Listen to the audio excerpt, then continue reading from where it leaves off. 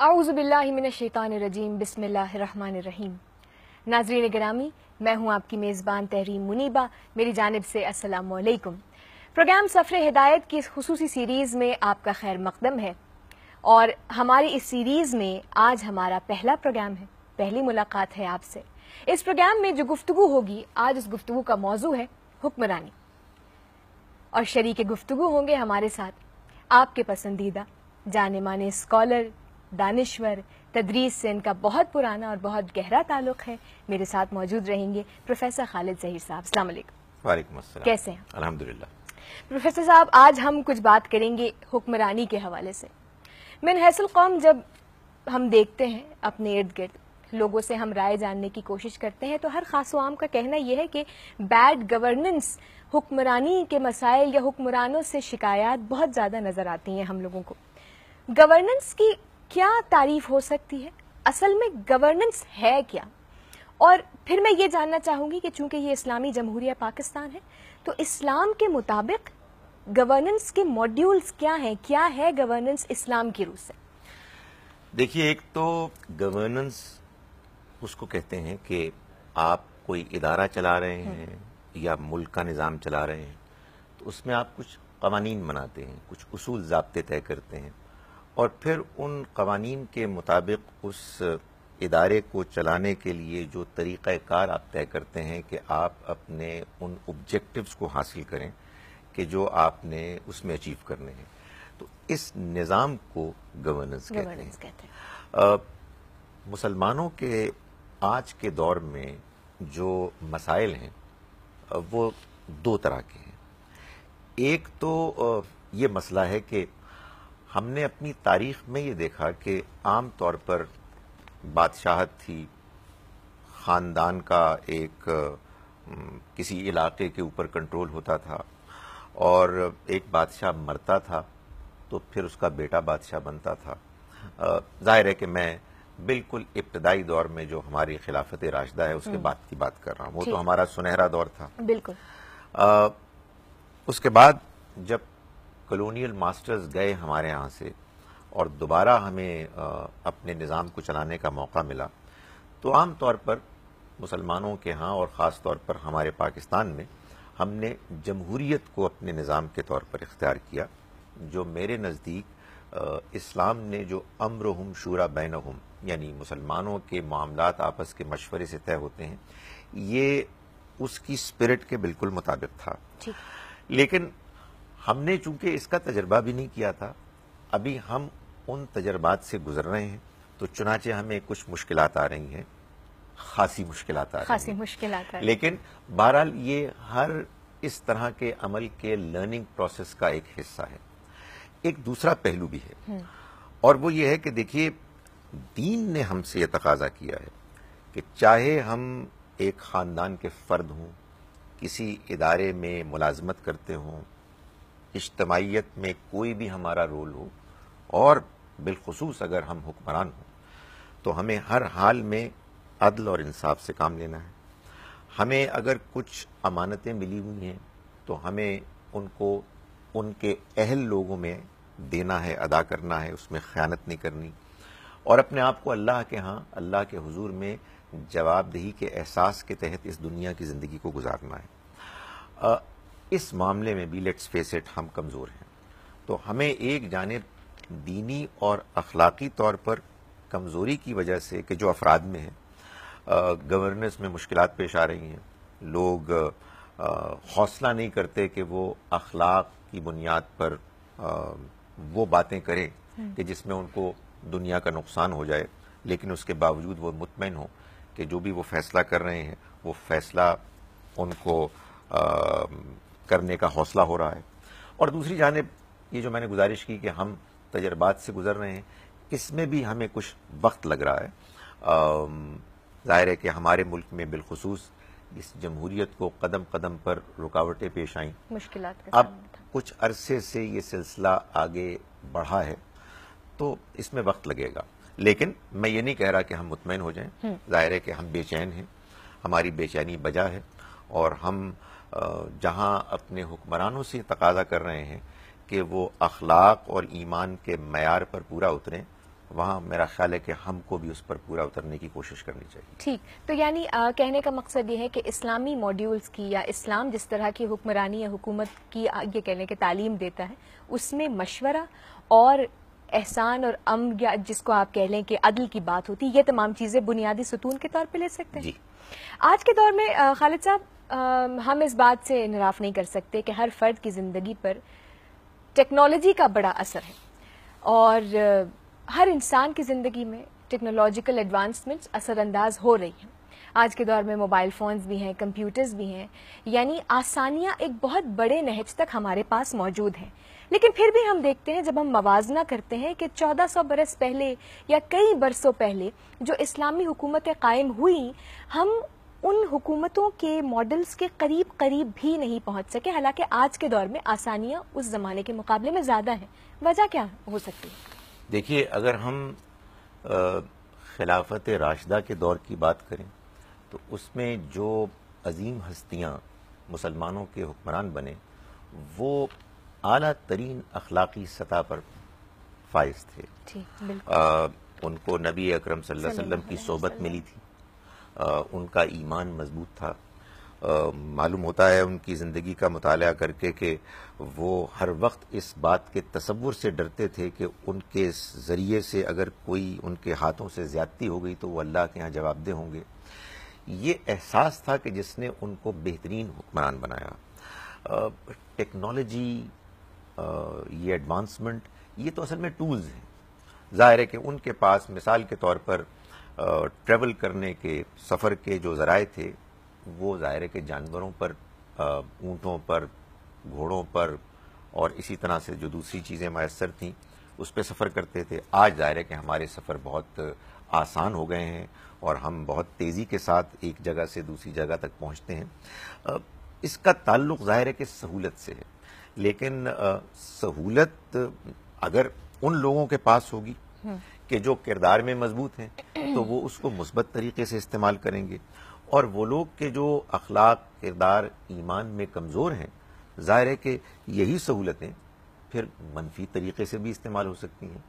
یعنی آپ کے پاس اپنی آبادی کو کنٹرول کرنے کے لیے، ان کی حرکتوں کو جاننے کے لیے اگر آج وہ ذرائع میسر ہیں کہ جن سے آپ فیصلہ کر کے دور دراز کے علاقوں میں بھی جان سکتے ہیں کہ وہاں کیا کچھ ہو رہا ہے، اپنے فیصلوں کو وہاں امپلیمنٹ کر سکتے ہیں، اپنی پولیس کو، اپنی فوج کو وہاں بھیج سکتے ہیں. یہ آپ کے پاس ٹولز ہیں، یہ آپ کے پاس ذرائع ہیں.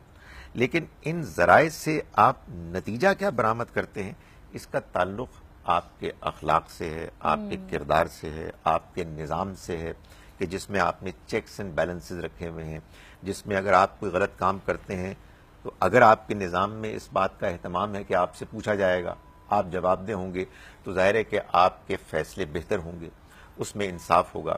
تو اب جیسا کہ میں نے گزارش کی کہ یہ دونوں پہلو ہیں جن پر ہمیں کام کرنا ہے. ایک جانب افراد کے اخلاق اور ایمان کو بہتر بنانا ہے، اور وہ صرف حکمرانوں ہی کے لیے نہیں بلکہ عوام الناس کے لیے بھی یہ کام کرنا ضروری ہے. اس لیے کہ آپ یہ دیکھیے کہ حکمران کہاں سے بنتے ہیں، ظاہر ہم عوام الناس ہی ہوتے ہیں.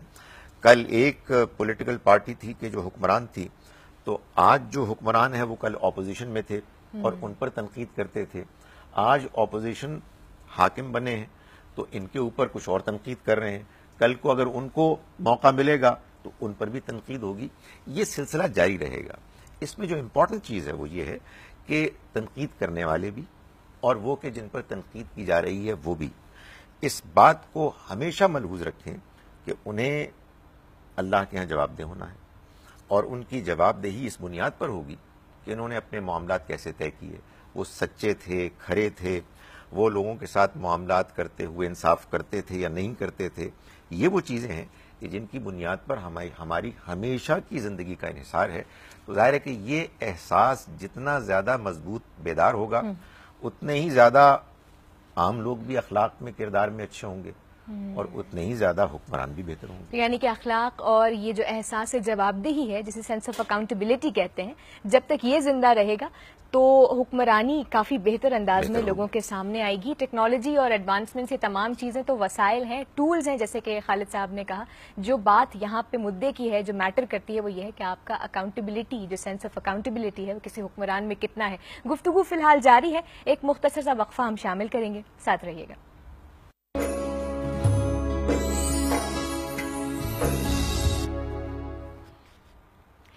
خوش آمدید ناظرین، پروگرام سفر ہدایت میں ہوں آپ کی میزبان تحریم منیبہ، اور گفتگو ہو رہی ہے حکمرانی کے حوالے سے. من حیث القوم کیا ہم سوچتے ہیں آج کل کی حکمرانی کے حوالے سے، اسلام کس طرح کی حکمرانی کے بارے میں ہمیں تعلیم کرتا ہے. شریک گفتگو ہے پروفیسر خالد ظہیر صاحب. کچھ بات ہو رہی تھی وقفے سے پہلے ٹیکنالوجی اور کس طرح سے اس کا استعمال بہتر گورننس کے لیے کیا جا سکتا ہے. ایک سوال میرے ذہن میں تھا، علامہ اقبال نے فرمایا تھا کہ خاص ہے ترکیب میں قوم رسول ہاشمی.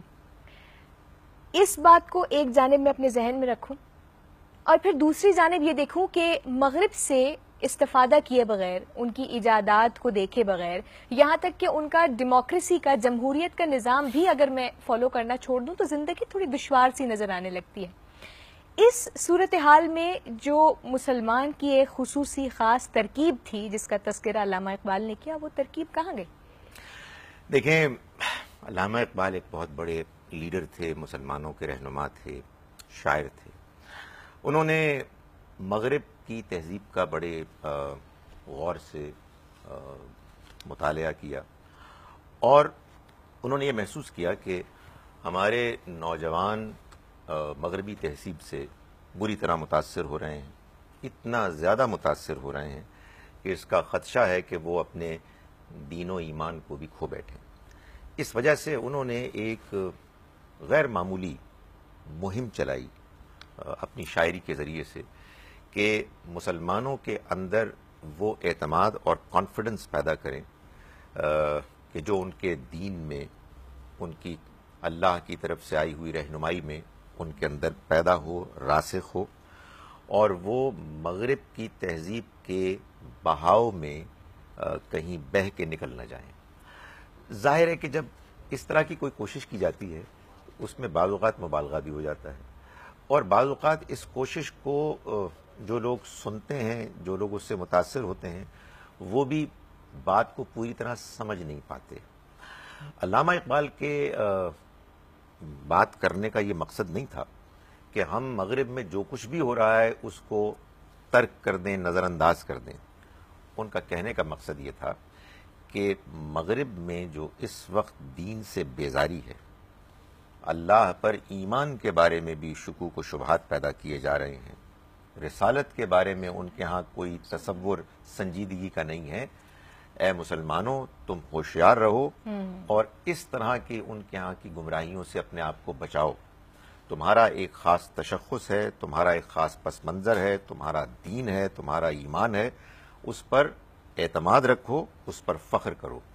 لیکن ساتھ ہی ساتھ اللہ ہی کی بنائی ہوئی اس دنیا میں اور اسی کی دی ہوئی عقل کے ذریعے سے اگر اہل مغرب نے کچھ اچھی باتوں کو دریافت کیا ہے اور اس کو آگے بڑھایا ہے تو اس کے سیکھنے میں کوئی رکاوٹ، کوئی حرج نہیں ہے.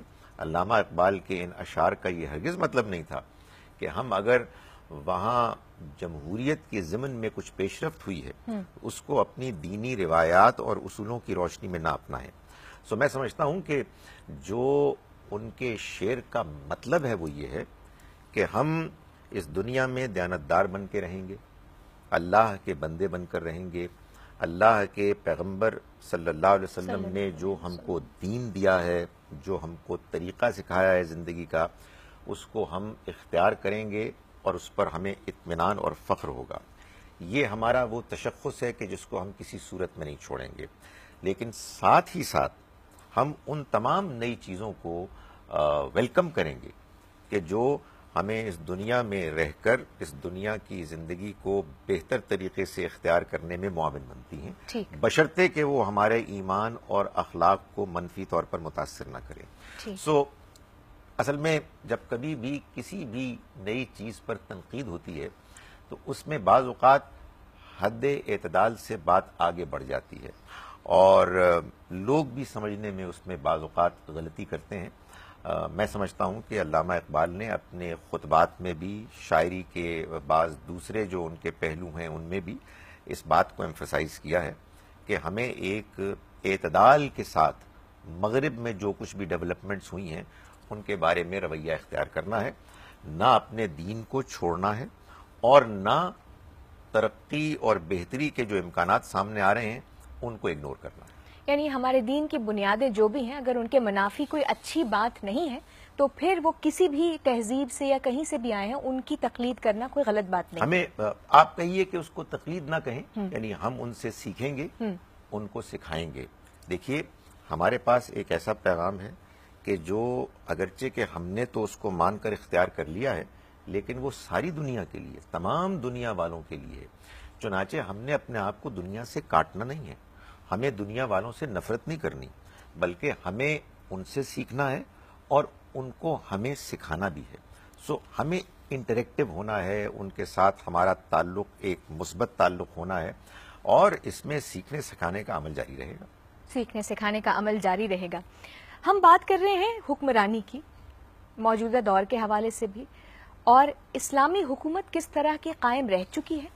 جب انسان نے خلیفۃ اللہ بن کے، خلیفۃ الارض بن کے اللہ کے احکامات کے تحت حکومتیں قائم کی، تو ہم کچھ اس حوالے سے بھی بات کر رہے ہیں.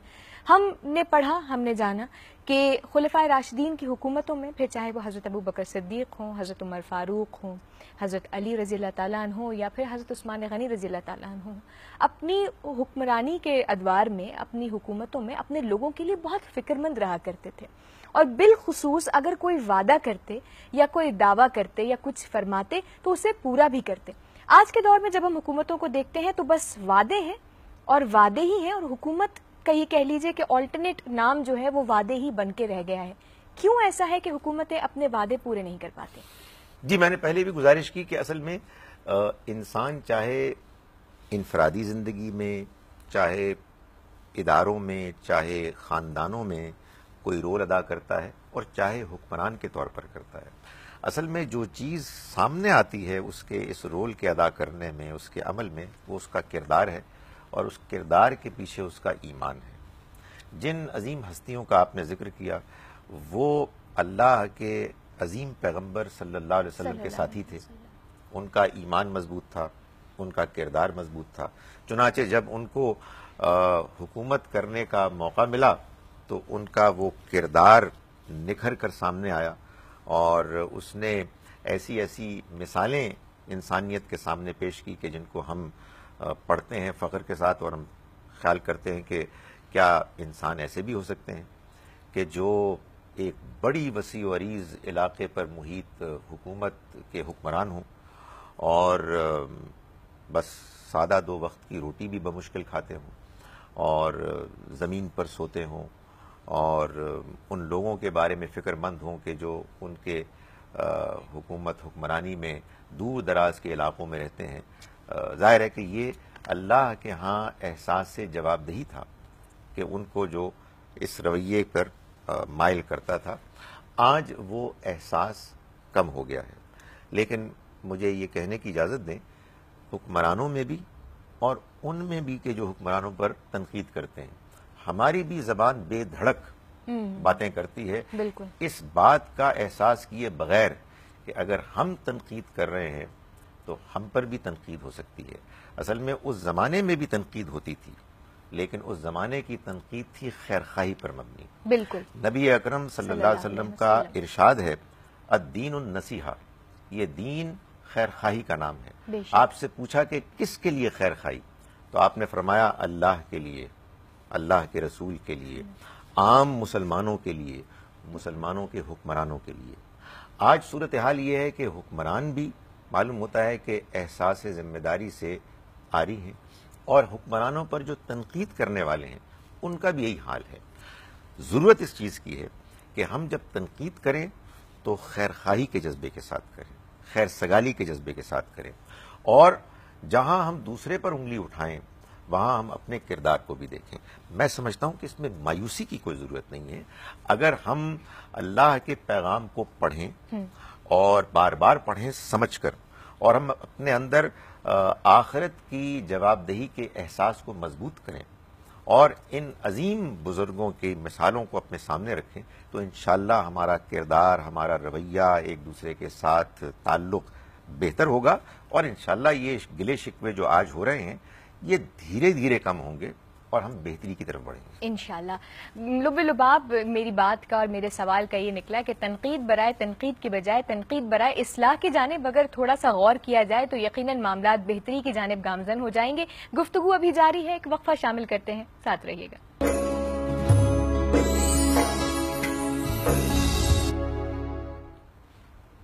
خوش آمدید ناظرین، سفر ہدایت میں آپ کا خیر مقدم ہے۔ گفتگو ہو رہی ہے حکمرانی کے حوالے سے، شریک گفتگو ہیں پروفیسر خالد ظہیر صاحب۔ کچھ بات ہو رہی تھی حکمرانی کے حوالے سے کچھ اس طرح سے کہ خلافت راشدہ کا جب زمانہ ہے، تمام خلفائے راشدین بہت احتیاط کے ساتھ تمام لوگوں کا خیال رکھتے ہیں، اس احساس کے ساتھ کہ اللہ کو جواب دینا ہے۔ خالد صاحب، ایک چیز اور بھی میرے ذہن میں آتی ہے، مسلمانوں کو اللہ تبارک و تعالیٰ نے امت وسط کا درجہ دیا، اور ایک تو اشرف المخلوقات انسانوں کو بنایا اور اس میں امت وسط کا درجہ مسلمانوں کو دیا، بڑے بڑے اعزازات سے نوازا۔ ہمارے یہاں سے خاتم النبیین صلی اللہ علیہ وسلم کا بھی انتخاب کیا، بڑے بڑے اچھے اچھے ادوار، سنہری ادوار ہم نے دیکھے۔ ایک زمانہ یہ بھی تھا کہ لاکھوں مربع میل پر مسلمانوں کی حکومت بھی ہوا کرتی تھی، اور ان لاکھوں مربع میل کی حکومت میں ایک اتحاد دیکھنے میں آتا تھا، گو کہ بہت دور دور تھے، نہ موبائل فونز تھے، نہ ہمارے پاس انٹرنیٹ کنیکشنز تھے، کنیکٹیوٹی کے جو ذرائع تھے وہ بالکل نہیں تھے، لیکن پھر بھی ایک اتحاد تھا، لوگ متحد تھے۔ آج ہماری قوم کا یہ کہہ لیجئے، ہمارے ملک کا یہ معاملہ کہہ دیجئے کہ اتحاد کیوں تھوڑا سا غائب سا نظر آتا ہے، یا یہ کہہ لیجئے کہ بہت غائب نظر آتا ہے، کیا وجہ ہو سکتی؟ دیکھیں، آپ مسلمانوں میں اتحاد کی کمی کا جو ذکر کر رہی ہیں، اس کے دو پہلو ہیں۔ ایک پہلو ہے کہ ہم اب 50 سے زیادہ ممالک میں بٹے ہوئے ہیں، اور ظاہر ہے کہ محسوس ہی ہوتا ہے کہ بظاہر ہم کٹے ہوئے ہیں۔ میں سمجھتا ہوں کہ یہ کوئی تشویش کی بات نہیں ہے، مسلمان اس سے بھی زیادہ ممالک میں منقسم ہو سکتے ہیں، یہ تو ہماری اپنی پسند ہے، کچھ حالات تاریخ کے معاملات ہیں کہ جس کے نتیجے میں صورتحال یہاں تک پہنچی ہے۔ جو اصل تشویش کی بات ہے وہ یہ ہے کہ ہم دینی مذہبی طور پر ایک دوسرے سے کٹے ہوئے ہیں، ہم متحد نہیں ہیں، یہ ایک حقیقت ہے، اور میں یہ سمجھتا ہوں کہ اس کی وجوہات کا بہت سنجیدگی کے ساتھ جائزہ لینا چاہیے، اور جو بھی نتائج سامنے آئیں ان پر بڑے خلوص کے ساتھ عمل درآمد کرنے کی طرف سوچنا چاہیے کہ ہم اقدام کریں۔ ایک تو بڑی واضح سی بات ہے کہ اللہ کی جانب سے یہ ہدایت ہے مسلمانوں کو کہ وہ اللہ کی کتاب یعنی قرآن مجید کو مضبوطی سے تھام کے رکھیں سارے کے سارے، تو وہ متحد ہوں گے۔ وَاعْتَصِمُوا بِحَبْلِ اللَّهِ جَمِيعًا وَلَا تَفَرَّقُوا، اللہ کی رسی کو مضبوطی سے پکڑو تم سارے کے سارے، اور تفرقے میں مت پڑو۔ ظاہر ہے کہ اگر ہم اس اللہ کی رسی کو مضبوطی سے نہیں پکڑیں گے تو لازماً تفرقے میں پڑیں گے۔ یہ تو اللہ تعالیٰ نے جو بات بیان فرما دی ہے یہ اس کا لازمی نتیجہ ہے اگر ہم اس پر عمل نہیں کریں گے۔ تو اس وقت اگر آپ جائزہ لیں تو ہم مسلمان جو ہیں وہ کس چیز پر فخر کرتے ہیں، ہم اپنی دینی تعلیم تربیت کہاں سے پاتے ہیں؟ ہم قرآن مجید کو اگر پڑھتے بھی ہیں تو بغیر سمجھ کے پڑھتے ہیں، ہم اگر پڑھتے ہیں تو محض ثواب کے لیے پڑھتے ہیں، ہم پڑھتے ہیں تو شاید ان لوگوں کو ثواب پہنچانے کے لیے پڑھتے ہیں کہ جو دنیا سے رخصت ہو گئے۔ بالکل، ہم اس کو سمجھ کر پڑھنے کے لیے نہیں کھولتے، ہم اس کے ذریعے سے انسپریشن حاصل نہیں کرتے۔ ہم میں سے کوئی حنفی ہے، کوئی شافعی ہے، کوئی مالکی ہے، کوئی دیوبندی ہے، کوئی بریلوی ہے، کوئی اہل حدیث ہے، اور عجیب بات یہ ہے کہ ہم اس پر فخر کرتے ہیں۔ تو پھر اس کے بعد اگر ہم بحیثیت امت کٹے ہوئے ہیں، بٹے ہوئے ہیں، تو اس پہ حیرت نہیں ہونی چاہیے۔ ہمارے ملک کے اندر آپ یہ دیکھیے کہ مساجد بالعموم، اللہ کے گھر، وہ کسی ایک فرقے کے ہیں یا کسی دوسرے فرقے کے، بالکل، یعنی ایک مسلمان مملکت میں مساجد مسلمانوں کی ہوتی ہے، وہ حکمران کی ذمہ داری ہوتی ہے. میں سمجھتا ہوں کہ ہم اپنے حکمرانوں پر تنقید کر رہے ہیں اور بجا طور پر کر رہے ہیں، لیکن سب سے زیادہ تنقید ان پر اس بات پر ہونی چاہیے کہ انہوں نے اللہ کے اس حکم کو، اللہ کے رسول صلی اللہ علیہ وسلم کی دی ہوئی اس سنت کو جاری نہیں رکھا کہ یہ مسجدیں یہ مسلمان حکمرانوں کی ذمہ داری تھی.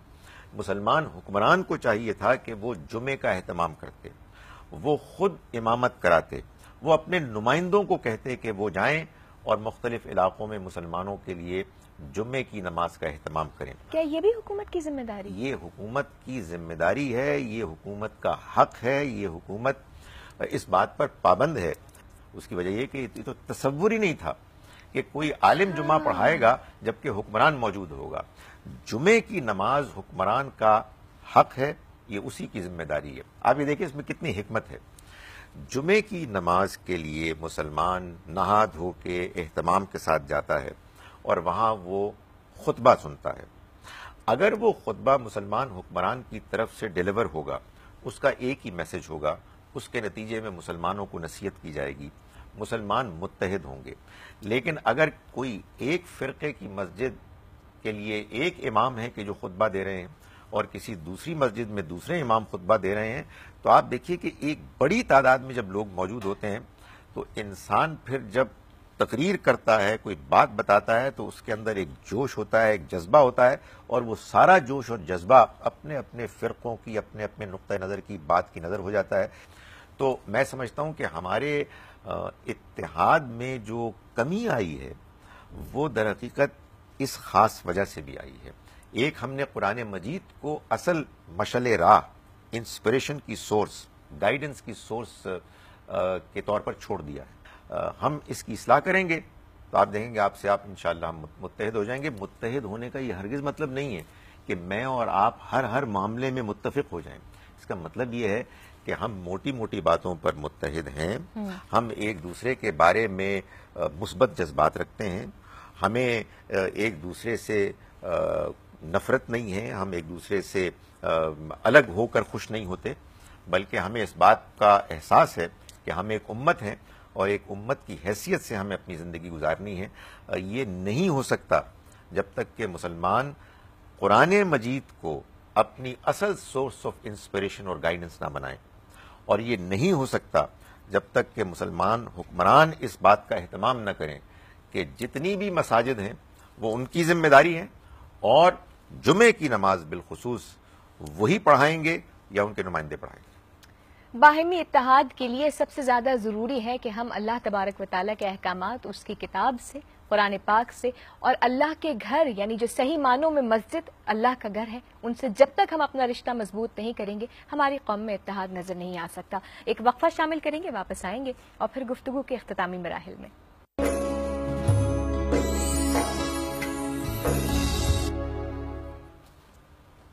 سفر ہدایت کے آج ہمارے اس پہلے پروگرام میں ہمارا موضوع رہا گفتگو کا حکمرانی کے حوالے سے. شریک گفتگو پروفیسر خالد ظہیر صاحب. گفتگو کا اختتامی مرحلہ شروع ہو چکا ہے لیکن سوالات ابھی بھی بے شمار ہیں. ایک سوال بڑی دیر سے میرے ذہن میں تھا اور میں نے سوچا کہ کیا یہ بیڈ گورننس یا حکمرانی کے ہی زمرے میں آئے گا یا نہیں آئے گا. حال ہی میں ہم نے دیکھا کہ بہت بڑے پیمانے پر کچھ ایسے ڈاکیومنٹس ریلیز کیے گئے یا لیک کیے گئے آپ کہہ لیجیے کہ جس میں ہمارے نہیں دنیا کے بے شمار ممالک کے حکمرانوں کی کرپشن کا اچھا خاصا تفصیلاً اس میں ہم کو پروف ملا. جو یہ کہہ لیجیے کہ کافر ہیں یا مشرک ہیں یا ایسے ممالک یا ایسے عقائد کو مانتے ہیں کہ جن سے ہم اتفاق نہیں رکھتے، انہوں نے اس بات پہ شرمندگی یا جو بھی ولا کیسے جذبات تھے اس کا اظہار کرتے ہوئے استعفے دے دیے، اپنی پوزیشنز کو چھوڑ دیا. اور ہم دیکھتے ہیں کہ ہمارے ہاں جو حکمران ہیں وہ ایک اسلامی جمہوریہ کے حکمران ہیں جہاں پر عدل، انصاف، جھوٹ کو برا سمجھا جاتا ہے، عدل انصاف کی تلقین کی جاتی ہے، سچ کو کتنی اہمیت حاصل ہے. وہاں کے حکمران بڑا ہی الگ طریقے کا رویہ ہے ان کا، اور وہ اس بات کو جھٹلاتے ہیں اور کوئی خاص رد عمل ان کی جانب سے نہیں آتا ہے. پہلا سوال تو یہ کہ کیا یہ بھی بیڈ گورننس ہے اور آپ اس طرح کے رویے کو کس طرح دیکھتے ہیں؟ دوسرا یہ کہ حضرت عمر فاروق رضی اللہ تعالیٰ انہوں نے فرمایا کہ فرات کے کنارے کوئی کتا بھی مرا تو میری ذمہ داری ہے. اتنا خیال رکھتے تھے وہ، اور آج کے دور میں ایک لال رنگ کی دوائی نہیں ملتی کسی غریب کے بچے کو، اور ہمارے حکمران کوئی دل کا علاج کرنے کے لیے لندن جا پہنچتا ہے، کوئی دانت اور کان ٹھیک کرانے کے لیے کسی اور ملک چلا جاتا ہے. یہ کیا بیڈ گورننس یا برے حکمرانی یا برے حکمرانوں کی نشانی ہے یا نہیں ہے؟ کیا کہیں گے؟ میں سمجھتا ہوں کہ جو آپ کی دوسری بات ہے یہ زیادہ اہم ہے. اس کی وجہ یہ ہے کہ اس میں کوئی شک نہیں ہے کہ یہ بات کسی مسلمان حکمران کو کسی صورت بھی زیب نہیں دیتی کہ جبکہ عام آدمی کے علاج کی سہولتیں بہت ہی افسوسناک ہیں، وہ خود اپنے بہترین علاج کے لیے دنیا کے بہترین ہسپتالوں کا انتخاب کرتے ہیں. میں سمجھتا ہوں کہ ہمیں اس طرح کی باتوں پر ضرور تنقید کرنی چاہیے، اور جیسا کہ میں نے گزارش کی کہ وہ تنقید اصلاح کے لیے ہونی چاہیے، اور یہ بتا دینا چاہیے اپنے حکمرانوں کو کہ ان کا یہ رویہ کسی صورت بھی قابل قبول نہیں ہے. عوام الناس کو یہ کہنا چاہیے کہ وہ لوگ کہ جو اس طرح کا رویہ اختیار کرتے ہیں یہ ہمارے اسلاف کی روایات سے متضاد ہے، اور ہم اپنے حکمرانوں کے انتخاب میں ایسے لوگوں کو ترجیح نہ دیں کہ جو عوام الناس اور اپنے اسٹینڈرڈ آف لیونگ میں اتنا نمایاں فرق اختیار کرتے ہیں. جہاں تک پہلی بات کا تعلق ہے، دیکھیں ابھی میں سمجھتا ہوں کہ معاملہ چل رہا ہے. مجھے پوری امید ہے کہ اس وقت جو ایک ٹینشن ہے اور ایک صورتحال پیدا ہو گئی ہے جس میں کہ سوالات اٹھ رہے ہیں، اس میں وقت لگے گا. یہ بات سامنے آنی چاہیے کہ جو لیکس ہوئی ہیں اس کے بارے میں جو انفارمیشن سامنے آئی ہے اس میں ہمارے حکمران اس کا کیا جواب دے رہے ہیں، اس کے بارے میں صحیح طریقے سے انویسٹیگیشن ہونی چاہیے.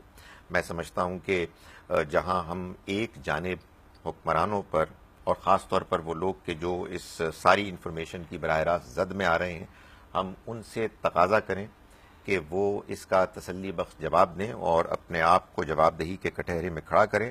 وہاں دوسری جانب ہمیں ان لوگوں سے بھی درخواست کرنی چاہیے کہ جو شاید اس چیز کو دیکھ کے بہت خوش ہو رہے ہیں کہ اب ان کو موقع ملے گا اور اب ان کو اپنے کچھ جوہر دکھانے کے لیے اپرچونٹیز حاصل ہوں گی، ان سے بھی کہنا چاہیے کہ یہ ہمارے ملک کی تاریخ کا ایک بڑا اہم مرحلہ ہے کہ جس میں ہمیں اپنی روایات کو مضبوط کرنا ہے، ہمیں اچھی مثال قائم کرنی ہے، ہمیں اپنے اداروں کو مضبوط کرنا ہے.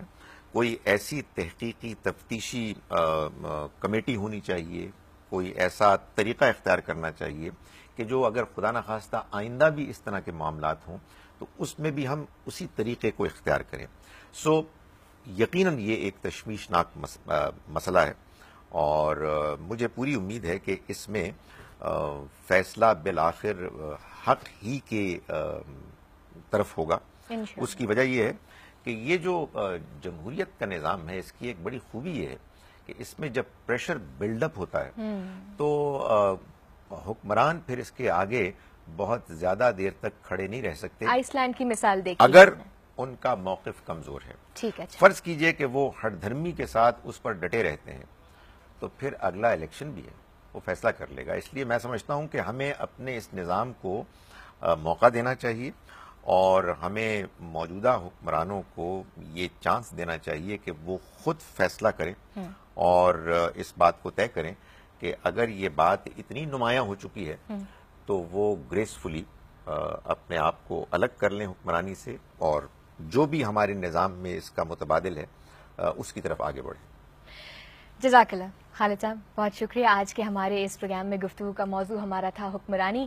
پروگرام کے آخر میں ضرور یہ کہنا چاہوں گی کہ تنقید برائے اصلاح یقیناً ہونی چاہیے، بارہا ہونی چاہیے، لیکن آخر کو اقوام پہ ویسے ہی حکمران مسلط ہوتے ہیں جیسے کہ کہیں نہ کہیں وہ خود بھی ہوتی ہیں. تو جہاں پر ہم اپنے حکمرانوں میں اخلاق کا ایک درجہ دیتے ہیں، احساس سے جواب دہی بھی دیکھنا چاہتے ہیں، تو میرے خیال سے یہ تمام چیزیں کہیں نہ کہیں مجھ پر اور آپ پر بھی بحیثیت قوم، بحیثیت عوام لاگو ہوتی ہیں. اللہ سے دعا ہے کہ اللہ پاک بہتر حکمران اور بہتر قوم کے روپ میں ہم کو اور آگے جانے کی توفیق اور طاقت دے. فی الحال اپنی میزبان تحریم منیبہ کو اجازت دیجیے. اگلے پروگرام کے ساتھ انشاءاللہ دوبارہ ملاقات ہوگی. اللہ حافظ.